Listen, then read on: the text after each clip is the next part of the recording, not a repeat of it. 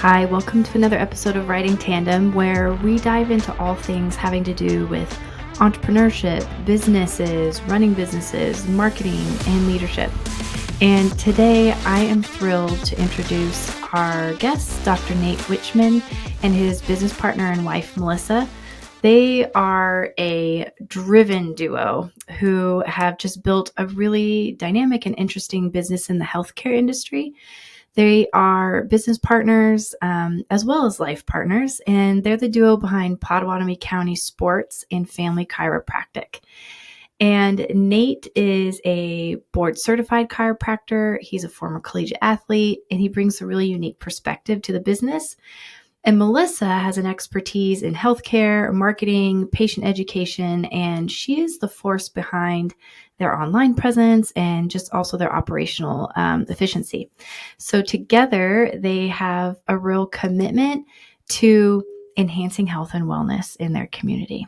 In this episode, we're going to delve into their journey through some challenges and some triumphs, really, of running a healthcare business. And they really opened up about leveraging their social media strategies, effectively navigating through some really tough crisis moments within their family, as well as even just as a business, things that they've had to overcome. And some of those things collided at the same time. And I know you're going to be able to relate to that because we've all had those crisis moments, or maybe we're headed into them, or maybe we're in that crisis moment right now. And so we talk about what that is like, how to be a business owner and still be able to navigate through those times. We also talk about in the healthcare industry, specifically running a business and just maintaining ethics, having ethical practices within a very competitive field.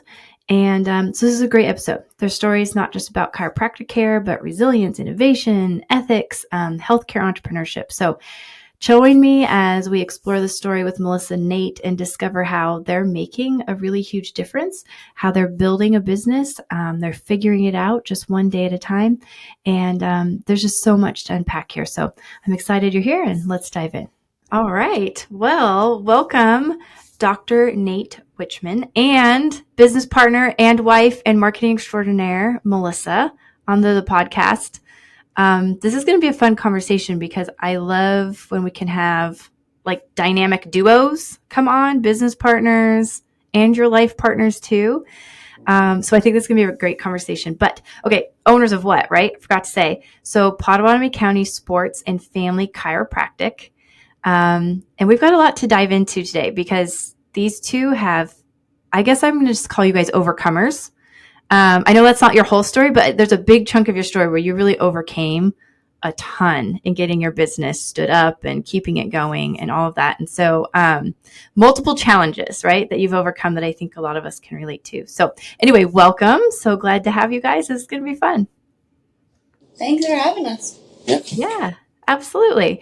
So I've gotten to know Melissa primarily, and I think Melissa and I met, I could be wrong. Sometimes when there's multiple connections, I think we actually met in yoga class. Yes. And got to know you a bit there. And then like our paths just keep crossing in different places. And so I've gotten to know you a bit. Nate, I know you less. So I'm going to be learning all kinds of things about you as well. But super fun. Our team got to do a marketing and communications roadmap session with you both. And I got to learn so much as we were going through that and putting your plan together. And it's been fun to follow up and see how you guys are doing with that. So, but I'm excited to learn all the things. Yep. Okay, so we got to start off first with what's your background? Like, how did you end up starting your own clinic? I've got to know, like, why starting your own clinic versus maybe joining another clinic. Melissa, how did you get, like, pulled into all of this as a business partner doing marketing? Kind of give us, like, the lay of the land. What's the history here? So I just want to put a little ploy out for my wife. She also has a business called Floresco Marketing, and with all her experience and strengths, she's done wonders for, like, my business, building my website, doing all my social media, and then she has clients like an orthopedic institute in Kansas City, does stuff for Nebraska Med. So like I wouldn't, be able to do all what I do without her for sure. But that's awesome. How did I? Are you basically like you're like a client in a way then too? Yeah, somewhat. Yeah, Yeah. exactly. Just to add complication to it all. This is great. Exactly. I love it. Yep. Client, business partner, for sure. Kind of a mix of Client, all. business partner, wife, mother, all Husband, the things. wife. Yeah, for sure. Um, so my background, I grew up just south of Kansas City, and I was always interested in like health and wellness, and was an athlete growing up, and used chiropractic a little bit. My best friend's dad was a chiropractor, and I was a personal trainer, or college athlete for a little bit, personal trainer at KU for a few years while I was studying, and then just from my experience and some family influence and my buddy's dad, I kind of looked into chiropractic, and it helped me, and so that's ultimately why I chose chiropractic over like physical therapy. I was kind of like very active into lifestyle stuff, and then um, from there went to school in Kansas City, and then worked for my buddy's dad or with him sort of for a year, and made like with your doctorate made like hardly any money, and I'm just like, what am I doing here? What's going on? A real big slap to the ego, and so we were dating at the time, and I just before I met her, I envisioned I would come up and work on the family farm in the summer with my uncle and my grandpa a little bit, got to know them, and just kind of enjoyed that slower pace of life that I didn't grow up in, and learned a lot, and felt like there was more to learn about it. So before I met her, even I was kind of like, yeah, I'd like to do that. Start a small town clinic and then farm and ranch a little bit. And so I moved up here after my first year of working as a chiropractor down in Kansas City. And there was a guy that had a clinic out in Oakland, Iowa, that he did a few things wrong and kind of lost his license in the state and stuff. So but Oh boy. yeah, and I didn't buy it or anything, luckily. But like there's a damage to the reputation that comes when you do things fraudulently. That I just young and naive, I didn't really just think, oh, I'm a different person. It won't affect me, but it kind of can a little bit. Especially in a smaller rural community where, that's the impression that they were given because that was the chiropractor in town. Mm-hmm. So Right.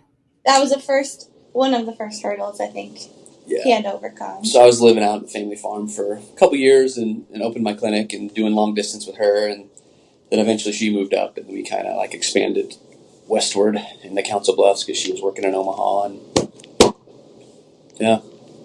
So when you say, I had, multiple questions already, right? Yeah. When you say expanded, did you open a second location? Did you move locations? What did it look like at that point? So we expanded. I expanded.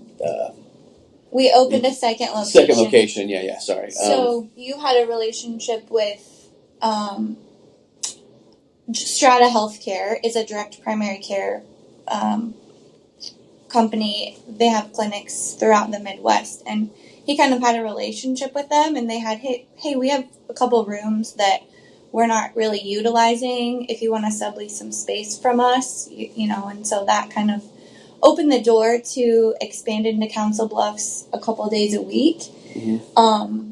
But and you can kind of get into more your approach, but he takes more of a functional movement approach to chiropractic. So, there is value in having more space to actually allow your patients to move. Mm. And so it just wasn't really enough space for his style and his approach to chiropractic. And then we had several hurdles that really just pointed that we needed to find another location for ourselves. But I would say I kind of encouraged you to look into Council Bluffs because it's where we live. And, we kind of felt that calling to help those, in our own community. While we consider ourselves part of the Oakland and Riverside community, especially, the residents there, I would say, have been super receptive, and there's a really good benefit, I think, to serving rural communities, because when they do see that there is authenticity there and that you are bringing value to the community, they really do kind of have your backs. And so we felt supported with, some of the things we went through, with our daughter coming early and things like that. But yeah, that's so interesting how different communities support in different ways. And So you started hinting at already, like there was a little bit of a reputation hurdle to overcome. And that was because there had been somebody else practicing who maybe hadn't done things well. Mm-hmm. Was it just a matter of people were thinking, oh, and they were kind of lumping you together? Or did you take over their practice? Or like, what was the relationship there and how did it affect you? And then how did you overcome that? So I, he was a previous chiropractor, and he kind of popped around some of the rural towns on like east side of Omaha Metro, and he lived in Omaha, but he'd go out there and he'd like have a clinic in one town a couple days a week, and then the other town a couple days a week, and he kind of moved around a few areas, and I think patients liked his. He was a good adjuster, like he was a good adjuster, but he was also he was kind of being fraudulent with insurance billing, and so Mm-hmm. that eventually caught up with him, and Mm-hmm. the state took his license, and then he fled to Alaska. It's kind of a story, but I actually called the guy because it was close. It was like 15 minutes from the family farm, and that's kind of what I was thinking about expanding to another rural small town and eventually moving out there. But she worked in Omaha. She didn't really Yeah. want to live out on the farm at the time, so I she ended up bringing me over to Council Bluffs, but I called the guy, and he's like, yeah, I had a pretty good little business, was pretty busy, and it was well received out in the small rural community, and but then he didn't, of course, didn't tell me that. Oh yeah, I lost my license. I had to like go on the state website and find that out and hear about it from the landlord, and Mm. then just with that, yeah, basically it just was slower to catch on, just from that experience of people that um, were like, yeah, I was getting these bills when I was out of town on vacation, and then all of a sudden, you know, anyways, that's very sorry. The That's Yeah, phone's can going we off. cut this that's part okay. and redo it because his aunt's phone was ringing in the background. Sorry, No worries. I gotta give it and take it downstairs. These things happen. We have like, we live in a real life world where sirens go off outside Oh and all yeah, that. I bet. So Yeah, where you guys it's all live good. is It's all good. good. Down on Yeah, the all 100 right, I block, just it can lost get my a train little of bit thought. noisy sometimes. Yeah, sorry about that. That's all right. Sometimes we just roll with it too. I mean, people get it. Yeah. If you ever listen to like Gary Vee, one of the biggest podcasters ever, there's always sound stuff going on. Oh yeah, yeah. He's got some good Yeah. stuff. Mm-hmm. Um, so But just question would be, you guys had to overcome a little bit of a reputation thing, not because of anything you had done, but just being lumped together yeah, with, another chiropractor who hadn't handled things well as far as, it sounds like his practice was fine, but on the yeah. financial billing end of things, Mm-hmm. how did you help the community see you in a different way versus just kind of lumping you together and having a bad taste about the industry?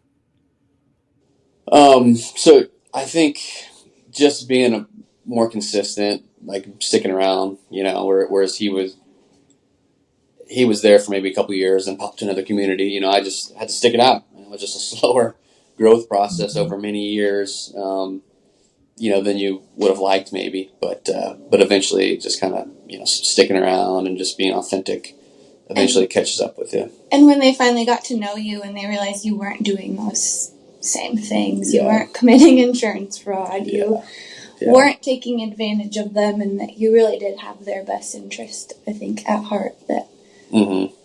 you got a lot of word of mouth referrals that way because they Yeah. saw you were authentic. And just even though my family wasn't like directly involved with that community a lot, more towards Atlantic is where my family kind of grew up. Mhm. I think it helped, that a little bit. Being close enough to my dad grew up in a rural kind of community, it kind of helped. I think maybe a little bit. Yeah, I can totally see that. I mean, reputation is huge, right? And it is interesting to think about. And I know we're going to talk a little bit about just taking care of yourself as well as we're having this conversation. But I just think about, not everyone's out committing fraud and things like that. Yeah. But, if you're not taking care of yourself or you're not being able to conduct business in a way that has an authentic approach, people do sniff it out. right? Yeah. And it's not to say that you can't have down days or there can't be times where maybe you mishandle something a little bit. That can be a great opportunity too to go back and make it better, right? Mm-hmm. But gosh, how important our reputations are in the community. And I think people look to business owners as leaders, as examples, as inspiration. And we can either rise to the occasion or not. And I Mm-hmm. love how you're talking about sometimes it just takes time. Like people just Yeah. have to get to know you. That's so Yeah. important. Mm-hmm. I So think why that's, open a, oh yeah, go ahead.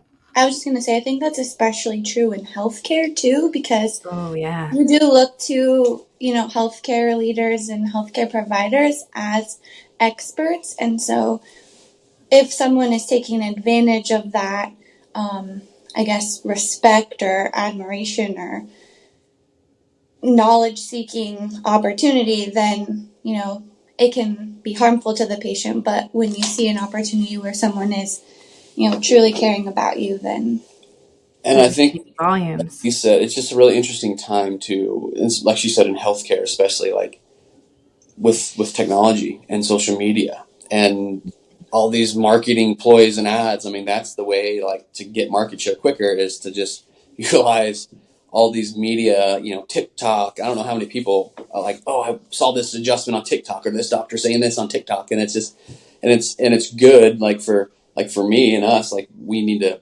leverage that probably more than we even do. But it's also tricky because there's always, somebody's pitching something, selling something snake oil out there, you know Mm-hmm. what I mean? And then people kind of get taken advantage of, or their results weren't quite what they thought it could be as well. So it's just kind of a tough How balance. do you? I think it's so interesting. I want to dive into this more yeah. because I know you talked about having some apprehension, right? Through your roadmap session and conversations there, through Mm, kind of the pre interview. You've had some apprehension about using social media, getting on video, and yet I think you've found that it's been a really great tool. yeah. Talk to me a little bit about that hesitation piece and what changed for you. And how do you make sure that you're putting out reputable information? How do you stay sharp with that? Um, Lots of yeah. So I, questions I guess I'm just more kind of like introverted in general. I'm just more of like I'm behind the scenes. I love to study and research. So tells you I'm always learning something new or reading a book or doing some courses that are maybe a little bit off the beaten path. And um, so that, and I've learned from people that have been using social media that seem authentic and don't have like this cookie cutter approach, like I call it, like, oh, we're going to do the same thing for everybody there. because it's a clean system and it's the easy thing. It's the path of least resistance. It's easier. Whereas people I've learned from, they're like, no, I mean, you can get some results, but might feel a little bit better, but it can also be a placebo effect or whatnot. But so I've learned from people that way. So I'm like, like there are people out there doing it that are kind of authentic and that don't have this cookie cutter approach for everybody, doing the same thing for everybody, and they're getting results, getting the word out there. And so it was good to see that and learn from a few guys that have been doing that. That I'm like, okay, and then I've studied a lot of the same things or have similar knowledge that I think people want to hear more of. They're seeking it out more. So anyway, Yeah. What And is, what is your style and approach? And Melissa, I think you've influenced this a lot. Like, what's your style and approach when you do get on social media? What does feel authentic for you guys? I'd say I'm more of like an educator mhm. instead of like selling like oh, we have these line of products and this and that. I'm more of like an educating. I like the educator. It's hard like the short snippets, but I think that's also a way just to kind of spark people's interest. And like we're gonna there's this foundation called West Indian Price Foundation I've been a part of for 6 or 7 years, and there's just really good. It's like an educational foundation.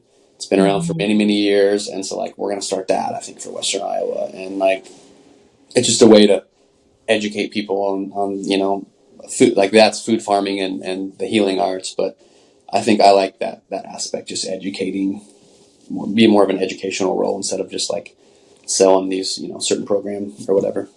Yeah, and I would say that social media was something I kind of had encouraged and pushed on him for a long time. But like he said, he's more of the introvert. I'm more of the extrovert. But it's funny because I don't like to be the face of like our business and like the clinic, because to me, he's the chiropractor, he's the healthcare provider.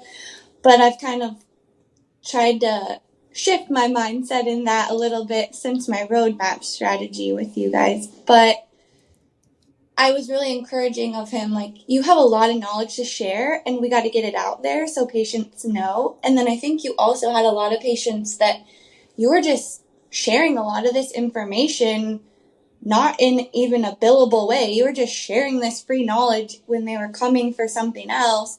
And they're like, wow, like, you got to get this out there. You need to get on TikTok, which we're not on TikTok, but they're like, you need to do videos or something. And so you kept hearing that. And then I think you heard enough from third parties. They're like, okay, maybe my wife is right. Maybe we should do it. But I think also there's nerves when it comes to being in front of a camera. And also that's not what you went to school for. Like, you didn't go to school to perform or really learn business. Like, they don't teach business really in chiropractic school. And so understanding and getting more comfortable in front of the camera, it's been fun as his wife to like see him evolve in front of the camera when we do videos and things, because in the beginning, you know, I might have been more of like a director, like, okay, let's redo that. And now he just records the videos a lot of the time by himself at the clinic, because where we're at this season of our lives, we have 2 young children at home. And so I'm primarily at home with them doing a lot of stuff behind the scenes. And he's really kind of grown in that and become interested in doing the videos on his own. So I love this whole topic. I mean, as you two know, we've talked about this before. We help a lot of businesses with their social media, whether it's helping coach them along and they're doing their own social media, or whether they're engaging our social sidekick service where we actually create social media content for them. But this is like the big topic that comes up every time. And so I hope people are like listening, right? Especially those who are apprehensive about social media. I have a love-hate relationship with social media. Like a lot of people out there are things on social media that really bother me, you know, and there are times I feel like I have to shut it off. On the flip side, there are things I love about it, like the connection you can have, that you can get education out there and information. And as an introvert, so Nate, I wanted to connect with you on that for a minute. As an introvert, I've actually found it to be a really liberating platform because I can do it kind of at my own pace, my own time. I don't mind getting up in front of people and speaking. But when I have to go to like a networking event, oh my word, like, no, thank you. That's not my favorite. But gosh, I love to hop on and do a social media video. And so one of the things we talk to a lot of business owners about is find what works for you, right? And if it doesn't work for you, it's okay to ask for help, hire it out, lean into your partner. In this case, like, you have Melissa you can lean into, which is awesome. But I love that. I love that you have found your way of doing things and you're being true to yourself, because people sniff it out, right? Like we've been saying, like, they just know when it's not real. Yeah. What do you think was the turning point for you, Nate and Melissa? You both mentioned like it felt uncomfortable at first. When did it become comfortable? Like, I think people always ask that, right? Like, well, how long do I have to go through the awkwardness? When does it get better? You know, just being more consistent with it. I don't know. I'm still probably uncomfortable. I'm like, you know, recording multiple videos and sending them to my wife. And like, you know, she's the barrier of entry for social media. I would say like definitely the last year or two you've gotten more comfortable. But prior to that, it was more, I felt like I was pulling teeth. Like, okay, we need to make a video, or we need to, you know, get something out there. And my background is healthcare marketing, and we actually ironically met when I was doing in-house marketing for a physical therapy company. So Perfect. it's funny that he, had initially kind of thought about going into that profession. And so when we met, I was doing in-house marketing for a physical therapy company in Kansas City. He was finishing up chiropractic college. And at first I was kind of like, oh, this isn't going to work. These are competitive industries. Mm. And I went to my boss at the time, who is a PT, and I was like, what are your views on chiropractic? And he's like, well, I think there's a need for them just like any other healthcare professional in the industry. As long as we can, work agreeably together, I think, we can coexist. And I was like, cool, well, I think I'm dating one. So,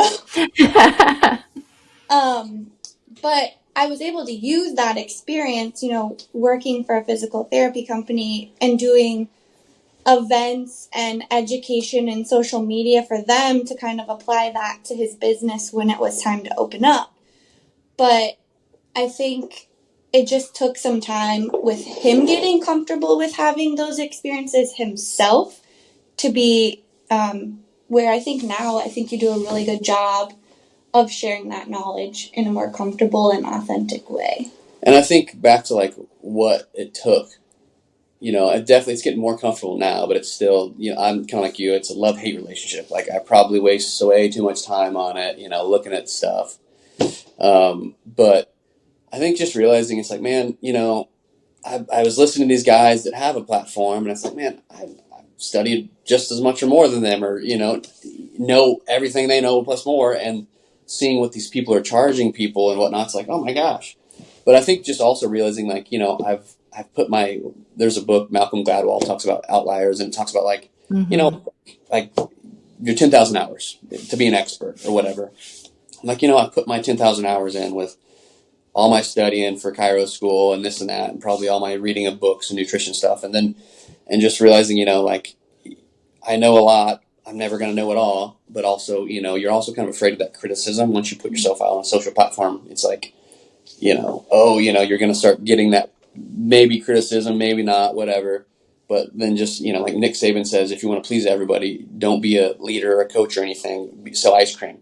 It's like, it's just kind of having that realization, like, I've put my time in, I've suffered, I've sacrificed a lot, time and money to get my 10,000 hours. And it's like, just feeling more confident, comfortable that, it's good, now is as good a time as any if you're going to kind of get into the platform, educate people, and try to help them, Another turning point was, just having some interactions with some of our friends and hearing that they were spending bukus of money on things that he did. And we're like, wow, we haven't, been good friends to like share that some of these other services that he offers they didn't know about, specifically like in the functional medicine kind of realm. And then two, we're like, okay, if our friends don't know about this, then how many current or prospective patients don't know that he can do these things too? So I think that was definitely like the light bulb moment where like, okay, we got to get this out there. Yeah. Almost like a moment of frustration, kind of, a little bit, but like, I've put in my time plus then, and anyways, but now we're kind of weeding through like, all right, how do we structure this and like make it reasonable? Because it's just wild what people charge out there for certain things, Hey there, busy to the brim people. Are you feeling overwhelmed with your social media? Well, you're not alone. It's a common challenge in our digital world. Creating social content can be a tricky beast to tame for people like you and I. So I'm popping into my own podcast to tell you that there is a solution, and it's called a social sidekick. This isn't just a typical social media content service. We offer a partnership through TandemWorks and our team to take your social media from overwhelming to extraordinary. Having a social sidekick is a game changer for your business. Imagine having a 12-month custom strategy tailored to your brand, content that's done for you that truly resonates with your audience, and growth tactics that actually work for Facebook, Instagram, and LinkedIn. With a social sidekick, you get more than just posts. We're very committed to that. You get a partnership. We're here to help manage your social media with a personal touch, ensuring your message is not just heard, but felt. So if you're ready to take your social media from overwhelming to outstanding, I'd love for you to visit the website, thetandemworks.com/social-sidekick-content-creation. Don't worry, there's a link in the show notes, and you can discover there how a social sidekick can transform your digital presence. Let's make your digital presence as impactful as your business with a social sidekick, where we're amplifying your story one post at a time. Okay, let's jump back in. This is such a good conversation. I love how you've hit on something that is so important for people to know. And Melissa, I think you said it. It was like this year or year two or something. I'm like, okay, did you hear that? Like, it has been years of doing this, right? Putting it out. It doesn't happen overnight, friends, right? It doesn't happen overnight. You have to put the time in. And I tell people all the time, like, nobody's paying attention at first, right? They're not. And you're still putting it out. You're putting it out there. There's always that Field of Dreams. My grandpa really loved that movie. Yeah. So we watched a lot as kids, and there's that whole line, right? If you build it, they will come. And I know this sounds so cynical, but I'm like, they're not coming. You can build it, but they're not coming, you know? Oh, yeah, and business owners get so frustrated with that. And it happens on social media as well. Like, hey, I keep building this thing, and no one's coming. And it's like, well, it takes time for them to find you. You've got to build it, and then you've got to build billboards and buses and roads and like help people find your field, right? And I'm like, sorry, Grandpa, I still love that movie. It's great. And I still encourage you, like, still build it, right? Don't take it as a downer. But I think that's so important. The 10,000 hours, love that book. Good reminder of, sure, maybe you put your 10,000 hours in learning your craft, your trade, and now you got to put your 10,000 hours in learning how to tell people about it. Exactly. Or you can hire people, or, you know, that's always an option. And some people think they have to do it all. And I'm one of those people. And I have to remind myself, I don't have to be an expert in everything. But it's good to know a little bit. So I love that so much. Melissa, you talking about people not knowing, right? Like, they don't know. And what a disservice that is. I love how you mentioned that. You have a valuable service. It's important for you to share it with people. I love that so much. That's so good. So, okay, we've started dancing around this a little bit. I want to make sure we get to talk about, Melissa, you know, you said how you were working in an agency, you're dating this guy, Nate, maybe this is going somewhere. But you transitioned out of the agency. And of course, you guys did get married and you had a baby, and the baby came early, and there was pandemic stuff in the middle of it. I'd love for you just to kind of paint the picture of that whole time. And just those challenges that you guys have faced beyond just, okay, we got to figure social media out. We got to figure this out and that out, right? What was that like for you guys? What did it look like? So I was working at an ad agency in Omaha, and kind of a mutual decision, but more or less was let go at the end of 2019, right? A few months before kind of the pandemic hit. And it had been for a few months or maybe a couple of years even that you're like, you can go off on your own. Like, you could do this. And I think that kind of goes back to his more entrepreneur mindset. And I don't necessarily have that. But it all worked out well, because then at the time, when the pandemic hit, everything was on lockdown. And I essentially went into preterm labor and was put on bed rest and delivered our daughter about 4 days later. And she spent 13 weeks in the NICU because she was 12 weeks early. I like to say that, you know, modern medicine is the reason she's here today, but also I believe that because he supplemented with his, you know, holistic knowledge, we were able to kind of be a good example of, hey, this is a positive outcome from what could have been a bad situation. But when all of that was going down, we were still subleasing space from Strata Healthcare. And there was a situation where we had like some temporary signage and it got knocked down in a really bad rainstorm. And long story short, a few months after we brought our daughter home from the NICU, we found out that we were no longer going to have space where we were subleasing because they were bringing in another provider into the area, but they just didn't want to work with subleasers anymore. The landlord didn't want to work with subleasers anymore. So we have a premature baby that we just brought home. We're on essentially a one income salary. I mean, I had some freelance clients, luckily, but we were living on his salary, and we were needing to find another place for our brick and mortar. Luckily, we had still the Oakland clinic, but there's not really a need for him to be there 5 days a week. And, we still had those relationships that we'd been building in Council Bluffs, and we didn't want to lose those patients. Mm-hmm. So, luckily, a patient of mine had some space that she's like, yeah, if you need month-to-month space for right now until you find a more long-term solution, have at it. So luckily that was able to pull us through. And it turned out to be a better place for Location. us because, one, it's more centrally located. It's close to the 100 block. I feel like there's a really strong sense of community, and you can probably attest to this too because your business is on the 100 block, but I feel like there's a really strong sense of community, especially in that area of Council Bluffs. And it was almost like a night and day difference going from where we were previously to moving more central off the 100 block. Other businesses, actually, I felt like they wanted to get to know us. They wanted to support us. They welcomed us in, where we didn't necessarily get that where we were before. And what else, really, I guess? But then, going through that with the pandemic stuff, Laney was born May 5th, and that's kind of like right when they were starting to like close stuff down, or just prior, That's right. And, yeah. And then so we took, good couple, 3-4 weeks off, figuring, with a newborn, and she's going to the hospital every day.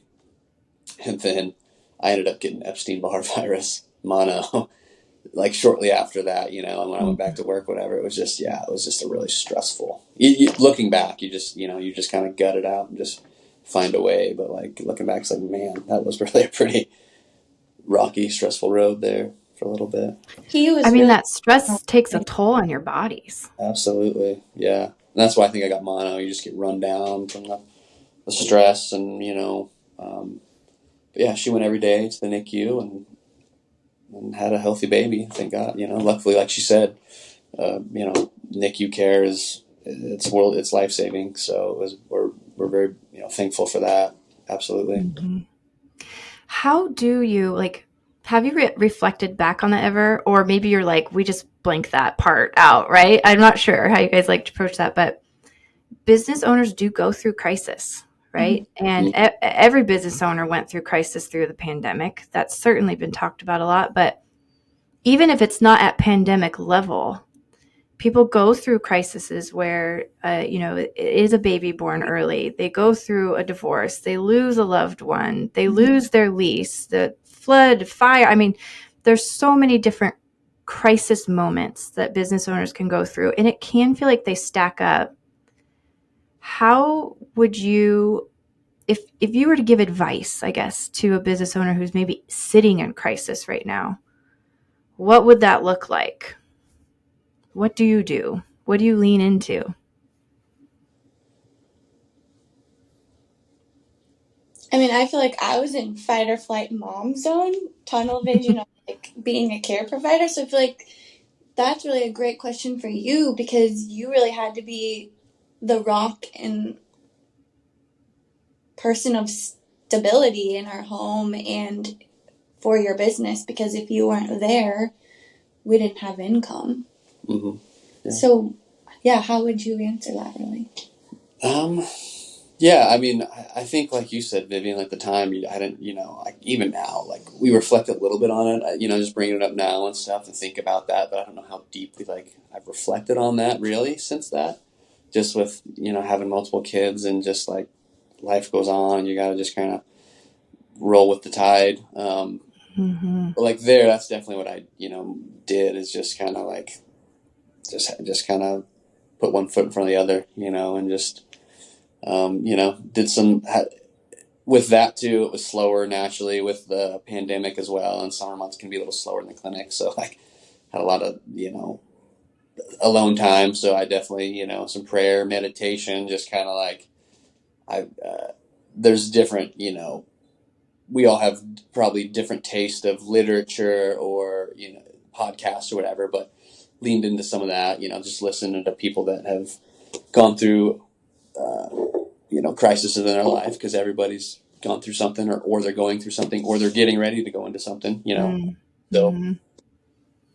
just tried to keep positive that way, and just mostly support her, just kind of like, allow her, like, I think she went every day to the NICU for like, over 3.5 months or something, and just um, found a way, And I think that was probably one of the first opportunities for us to really show our authentic selves. And we were really vulnerable with our patient population. I mean, we didn't tell them everything, obviously, but they knew our daughter was born early. They knew she was in the NICU, and we felt supported by our existing patients at that time. So I think also just showing our vulnerability was also how we got through it, because then we were supported by the community. And we had great family support too. Luckily, we Yeah. had a great family support system that was there to help us too. And a church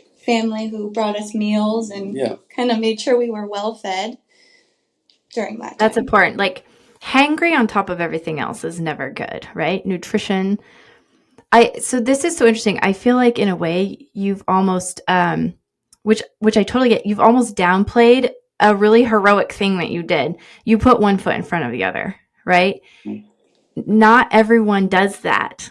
And it takes a lot of strength. I think sometimes we look for these like, okay, how am I going to make it through this crisis? It's going to be this big, monumental, Herculean moment, right?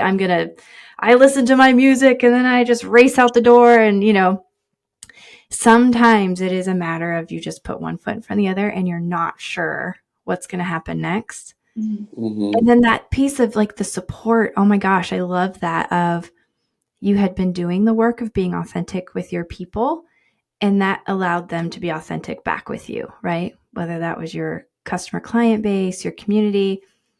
How easy is it, right? As business owners, we can get isolated and we can try and hide. Oh my gosh, I'm going to raise my hand for a minute. I tried with like early businesses to pretend that everything was fine all the time. And that did not go well. It didn't go well for me. It didn't go well for clients. It's not real. It's not true. And that's, I think, even a little bit during that time, I probably tried to like isolate, because I'm just more like that way. And fortunately, we were able to keep the doors open and, keep things at home copacetic. But when there is a challenge, like, I will, kind of go in, and whether it's, working out, like, I don't really, everybody has different goals with the working out. I see it more as a challenge. It's obviously healthy, and I just kind of see it as a necessary just for body maintenance, and also a challenge. And so, like, I would just kind of use that. It was just a way to exercise, get some of that stress release, and then also, find, some minutes, do some meditation, some prayer, just kind of like go internal, and just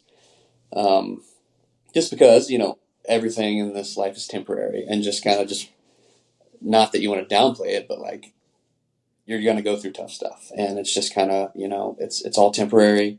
And luckily we had the health, everybody was healthy and was able to pull through.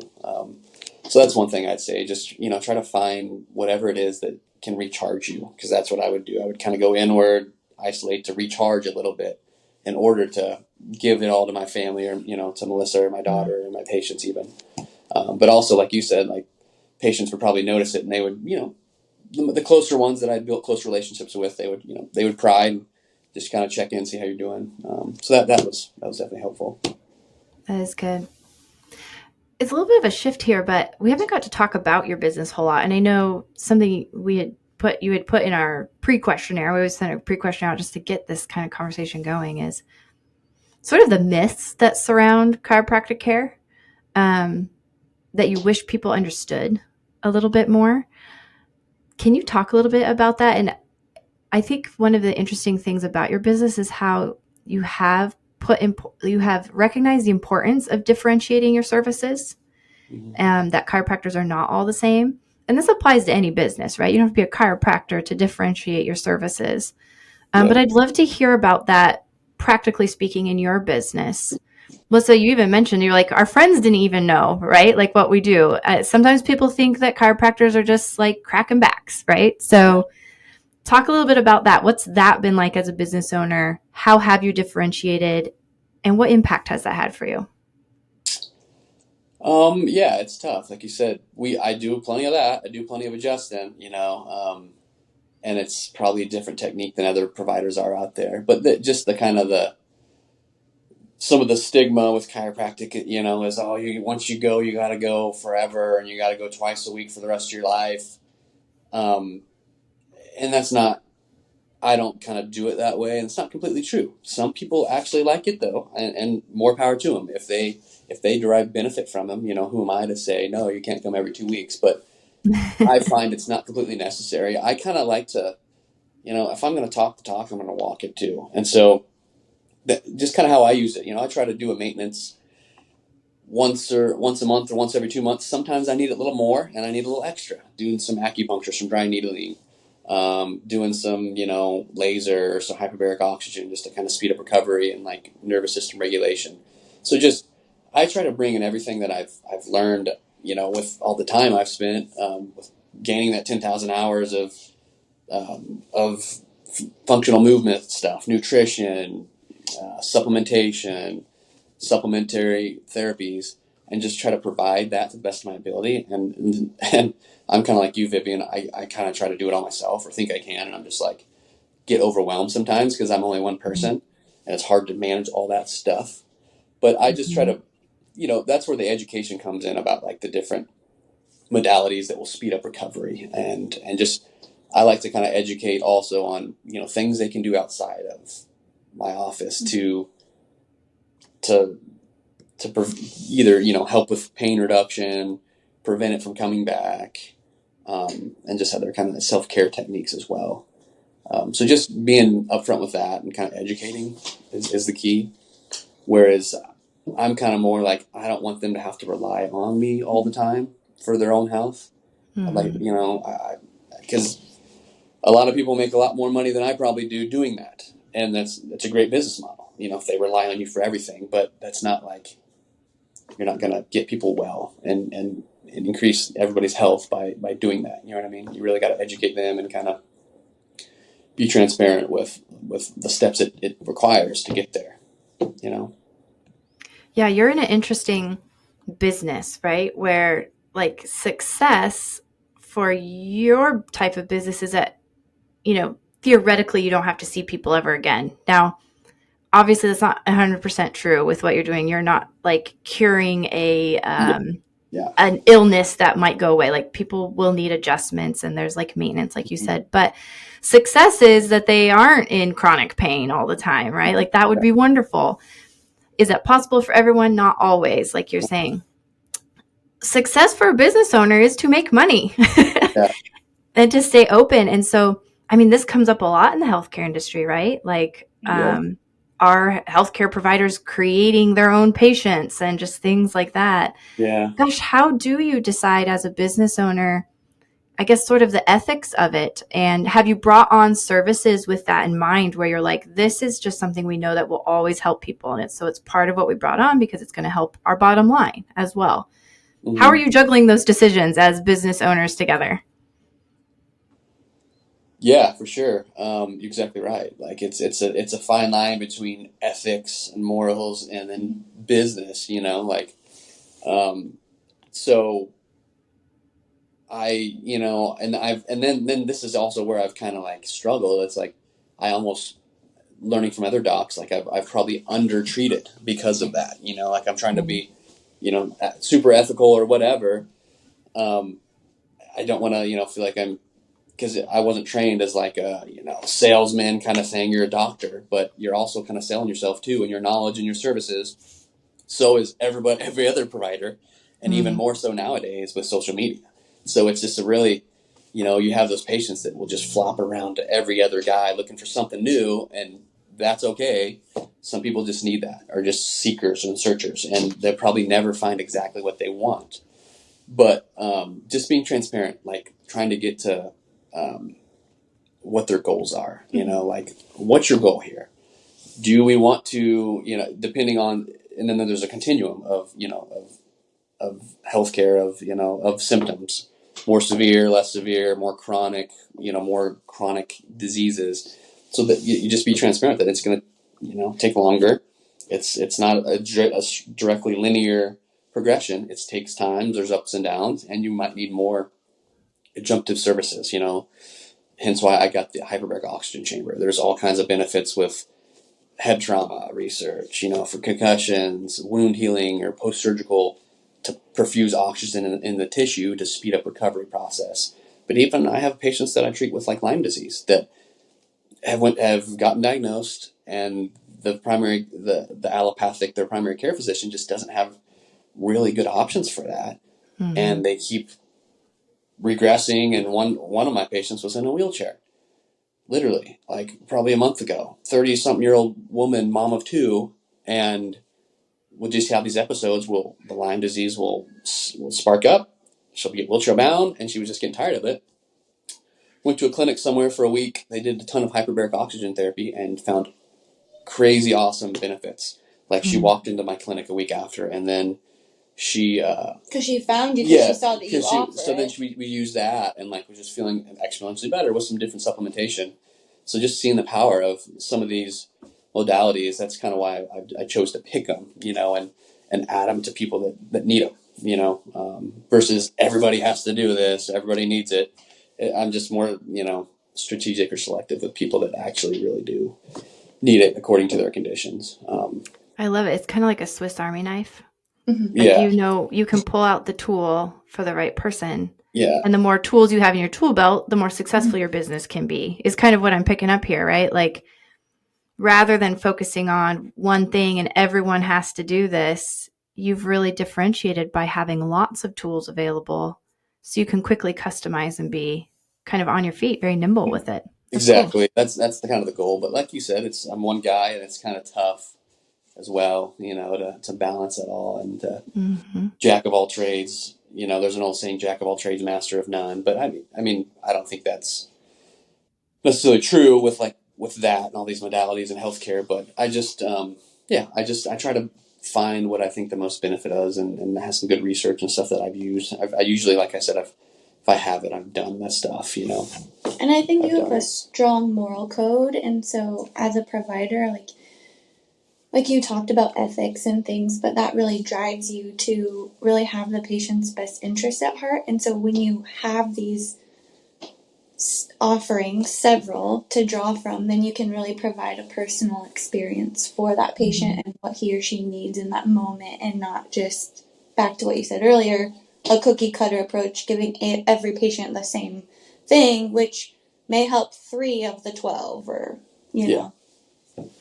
Totally. And, this is something that Michaela and I talk about. We're not in the healthcare industry, so we don't have, we're not carrying people's health in our hands, right, in that regard. So thank goodness. That seems like a lot of pressure. But we do have clients who come to us, and that's one of the things we're really committed to, is even if we offer service, we don't offer that service to everyone. Not in a we're withholding it way, but not everyone needs it. And, it's one of the things that came up in your marketing and communications roadmap. We knew that you have Melissa. So we're not going to offer the services that maybe somebody who doesn't have a Melissa, right? And push those and be like pressuring on that. We often will pass clients off to another vendor because we know that it's the right fit for them. And we've never had that backfire. Like, could we have taken their money and charged them for something and kind of convinced them they sort of needed it? Would have had some impact, maybe a little bit, but we know that their dollars would go further with a different vendor who really specializes in something that we think is going to move the needle for them. And I know some people have looked at our model that way, and they've just been like, well, why would you do that? What do you mean that you might have clients come to you and you send them somewhere else? Well, we just feel like it serves them well. And we've never had that backfire. We've always had people appreciate that, come back when they're ready, refer us. It has always played out well, even if we don't have a check in the door right then. So it's been good. Yeah, absolutely. You've mentioned this a couple times, Nate, and most both, like, you're a small team, right? There's the two of you. Nate, you're the service provider. Melissa, you're helping with a lot of behind the scenes, but those two worlds collide, right? They've got to work together. And you've mentioned before, like, some of your productivity hacks and tools that have been game changers for your business. And you had mentioned the scheduling piece. I would love to have you talk about that. I know it's kind of like nitty gritty down specific, but this is a brilliant one. And I'd like to hear more. Like, how did you start embracing some of those technology tools, and what has it done for your business? Yeah, no, it's just because my business phone, some patients will start to text me, and I don't recommend that or like it as much, but it is what it is. And so, I double book every once in a while, and then have to, if I wasn't by my scheduler, penciling them in or whatnot. So she's been on me like, hey, like, you gotta figure something out here. And so luckily the EHR system I used, they had like online scheduling. And so we kind of sat down and went over it and implemented that. And it's one of the best things I've done. It enables me to kind of like keep doing most of the stuff myself, just because patients can go online and like, hey, yeah, here's a link. They can go on and put their intake information, all their address and email and all that, and then pick a time and the services they want for that time as well. And so it's really kind of opened up, time and less stress on me for that, for sure. It's almost like we have an admin, even though we don't have an admin. Mm-hmm. Kind of like Chat GPT, right? If you like the pro version of it, it's like you're paying for like a colleague or a employee. But yes, having this online scheduling tool is like having an admin, because we can send text or email reminders to patients, and then that in turn has drastically decreased the amount of no-call no-shows that we have. It's also just helpful for the patients because they're getting that reminder. And then, like he said, less of a double booking situation. So it's like we have an employee through technology, basically. Yeah, and like for the insurance information, if they have it, I think it covers it. So like it is kind of like an extra admin that kind of takes that off my plate a little bit. So it's opened up a little more time for other, I can focus time other places as well. It's huge. And I remember when schedulers first started coming out, and there's a number of different ones out there. There's, there's third-party ones. There's some that are integrated sometimes in with your CRM or with your email clients, et cetera. But man, what a difference it makes, right? You're so right. It's like having an admin, and, we pair it together now where we have automated scheduling types of options. I think you guys actually scheduled your podcast that way. We sent out a calendar. Yep. Here's when we're available. At the same time, we did hire as well. We hired Jenny. We love to talk about Jenny. Jenny's amazing. Everyone needs a Jenny, we say. But it was a great stair step before we were ready to hire on somebody to just bring in some of those automated tools. And, early on, some of the first, like, I'm air quoting here, automations I did was just having templates that I could copy and paste. And then over time, as technology grew and everything, you could save those templates, and then it was easy to pull them up. But here's the thing, the kicker, I think, and I'm curious if this was true for you too. So often people will not embrace the technology that will make their lives so much easier because there's the setup period, right? Where it's like, oh, yeah. Yep. But my paper and pencil have been working just fine, Vivian. Yeah. And I feel like I mentor so many businesses where I'm like, yes, you're going to set aside 8 hours, 10 hours. Sometimes it's only an hour, right? And I'm like, okay, come on. And it saves you hundreds of hours, but we just won't do it. Dang it. We just won't do it. If it's broke, don't fix it. Some people like to say, but absolutely. That was one of the best things we've done. Just like taking that off my shoulders and stuff, and just, going through that setup period and just biting the bullet. Because I'm stubborn that way. I would be that guy. I was that guy. You were that guy, yeah. So, I love that. I'm still pulling for us to get a Jenny someday, though. So it's a nice stepping stone. So. Yeah, and what's interesting is Jenny is really great about embracing those tools as well. and maximizing her time, right? Which makes her 10 times as valuable. And she's a valuable person regardless. But Mhm. when you just look at the efficiency piece, she was really good at maximizing her time and making herself templates and utilizing technologies and not being afraid that it's like putting her out of a job. It doesn't by any means. It makes her incredibly more valuable because she's finding tools and helping integrate them in a really great way, which is so great. So I think you need both, right? Okay, we've got to start wrapping up here, even though I could ask so many more questions. Yeah. If there was a couple piece of advice, let's say, 2 to 3-ish things that you were to tell another business owner who's maybe journeying into healthcare, maybe they're opening their own clinic, they're thinking about striking out on their own, what would be a couple of your tips for them? If you got one shot to tell them a couple things, what might that be? I have a couple. Do you want to go first then? Sure. Yeah, go for it. And then you can add. Yeah. I would say don't be afraid to embrace technology if there are opportunities for you to do that in your business. I think especially as a writer, like that's my background by trade. I was apprehensive, for example, to like bring on Chat GPT for our social media component, but we're the only two people, and so that combined with juggling being a primary stay-at-home parent, I needed another tool, and so that was something that actually you and Michaela encouraged us to utilize. And in addition to the online scheduling, I've used ChatGPT to help kind of at least give me some ideas for content, and it's really streamlined our content development process. Also, I would say that as a small business owner, you don't have to do it all.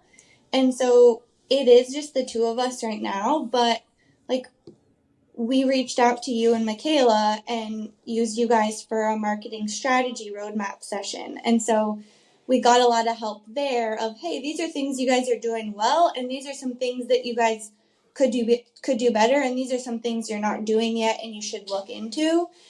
And I'm not a designer, so like we have a friend of mine who designs a lot of our content. Some of it I can build in Canva, but I can't do it all myself. And so my two big tips would be don't be afraid of technology where you can use it, and don't feel like you have to do everything because you can outsource a few things here or there.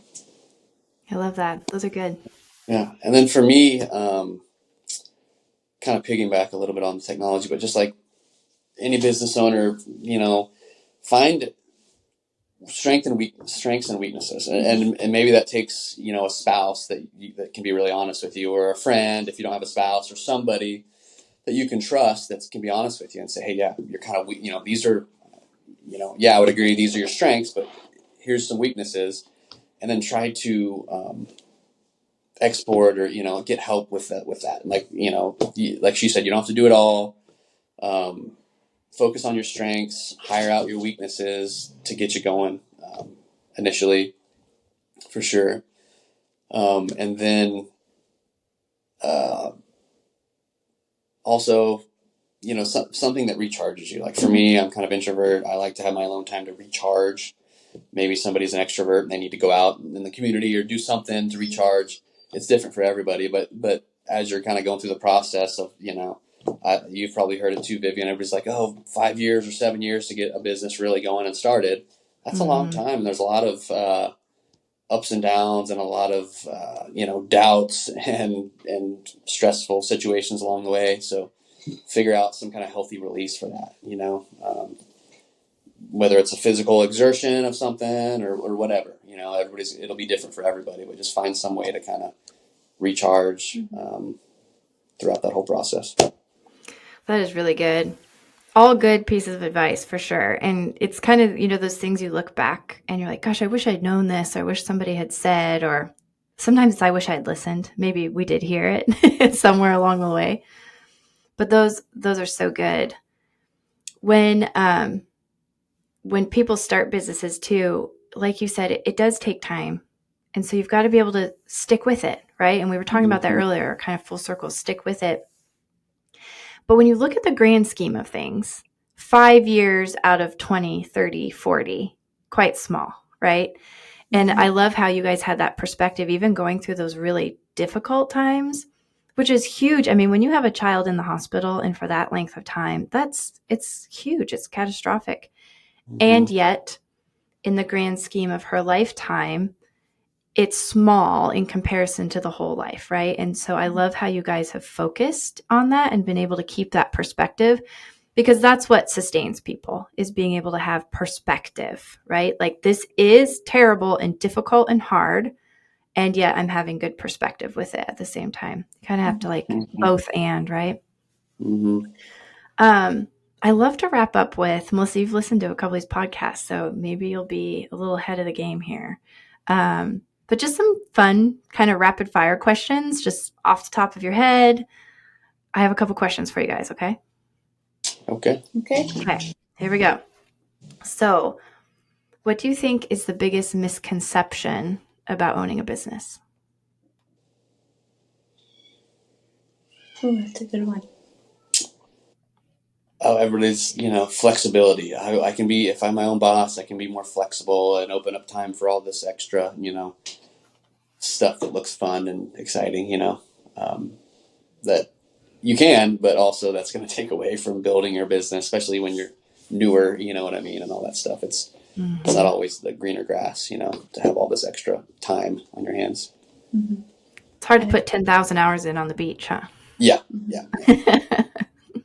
And also, if he's not there, we don't get paid. So I think sometimes there's a misconception that if we are on vacation, they're like, oh, well, do you have another chiropractor filling in for you, right? No, we don't have anyone.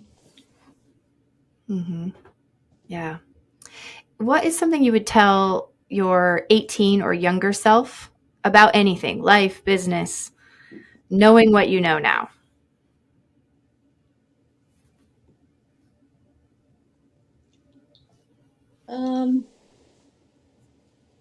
My aunt always jokingly said, you're probably not going to use your journalism degree. And I was like, I'm going to prove her wrong. I am going to use my journalism degree. And yeah, I'm not, writing for print media, but I did, take an emphasis in Stratcom, and I am utilizing my journalism degree in a way as the wife of a healthcare provider and a small business owner, doing advertising and social media content for him in a way. So I guess I would tell my 18-year-old self, hey, you could actually use that degree in a roundabout way. I love that. I would have told myself probably, like, don't take for granted some of your strengths or weaknesses or strengths at the time. Like, I think I was young and kind of stubborn and just didn't like fully engage some of the opportunities that I had even at that point. And so I would just, don't be so nonchalant with opportunities, whatever they might be. When you guys are relaxing and you're hanging out and whatnot, do you have a favorite go-to beverage? I feel like we drink tea a lot, especially just, being health-minded and knowing some benefits of some herbs and things. And we drink tea a lot. And then if I'm going to have an adult beverage, I like my go-to is a Pacifico beer with lime. It's kind of my MO. I've done it for, I don't even know, 15 years, 20, whatever, since I was 21, 22. Fun. I'm a tea drinker too. I like tea as well. Is there a song, book, or podcast that's just kind of inspiring you right now? Song, book, or podcast? I've been listening to your podcast a lot, leading up to especially. So that's it, inspiring me, from the entrepreneurial small business mindset, but also I'm a big podcast listener. I like to listen while I work out or while I take the girls for walks or while I'm driving in the car. Another favorite of mine is Red Pill Your Healthcast. It's very health and wellness minded. it's led by a chiropractor who does a lot of the same things as Nate. And then the co-host is a nurse who has a background, in the healthcare hospital setting and kind of reoriented her mindset. Those are my two big ones. And then I also really love, just for fun, De-Influenced with Danny Austin and her husband. I appreciate it as like a husband and wife kind of like battery lightheartedness podcast, and then they talk about some real life and pop culture things. Cool. I've been on a kick for music right now with Stick Figure. I don't know if you're ever familiar with them or heard of them. They got some good songs. There's just one song called "In This Love." It's a good one. And then been reading a few books. One of them that I'm kind of inspiring me right now. It's called "The Anthroposophical Approach to Medicine." So it's kind of an older. He was an MD. He's kind of going over some content from an older fellow that I've kind of found and learned a lot from. It's kind of pretty interesting to me. So, Nate, you're not a nerd at all, are you? No, not at all. What is something, speaking of, right? What's something people often get wrong about you guys?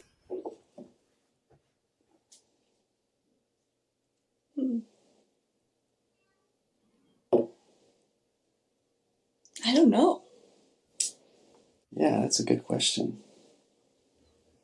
Do you go first? Are you thinking about it? I have no idea. Are you guys healthy all the time? Oh, that's a good one. Yeah. Not all the time, but,